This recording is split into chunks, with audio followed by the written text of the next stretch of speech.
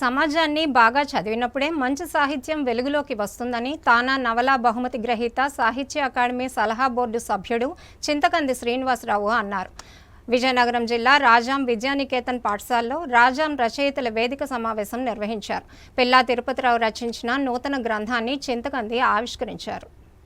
కవులు రచయితలు ఏమి రాసినా దానిపై సత్విమర్శకుడు చేసిన విమర్శ ఆ సాహిత్యానికి గీటురాయని తానా నవల బహుమతి గ్రహీత సాహిత్య అకాడమీ సలహా బోర్డు సభ్యుడు చింతకింది శ్రీనివాసరావు అన్నారు. విజయనగరం జిల్లా రాజాం విద్యానికేతన్ పాఠశాలలో రాజాం రచయితల వేదిక 116వ సమావేశం సందర్భంగా పిల్లా తిరుపతిరావు రచించిన డమరుధ్వని ప్రతిధ్వని అనే విశ్లేషాత్మక గ్రంథాన్ని చింతకింది ఆవిష్కరించారు. కవులు రచయితలు విమర్శను సహృదయంతో స్వీకరించిన నాడే మంచి సాహిత్యం తెలుగులో వెలువడుతుందని ఆయన అన్నారు. సాహితీవేత్తలు సమాజాన్ని బాగా చదవాలని, అప్పుడే మంచి రచనలు అందించగలుగుతారని చెప్పారు. కళింగాంధ్రకు చెందిన అనేక కోణాలలో అనేక రచనలు చేయవచ్చునని, గ్రంథ పఠనంతో పాటు ఇక్కడ సమాజాన్ని బాగా అధ్యయనం చెయ్యాలని కోరారు. ఈ సందర్భంగా రచయిత పిల్లా తిరుపతిరావును రారావే సభ్యులు ఘనంగా సన్మానించారు. వేదిక నిర్వాహకుడు గార రంగనాథం అధ్యక్షతన జరిగిన సమావేశంలో అత్తి మోహన్ రావు పుస్తక పరిచయం చేశారు. సీరాపాణి, దుప్పల రవికుమార్ ప్రసంగించారు.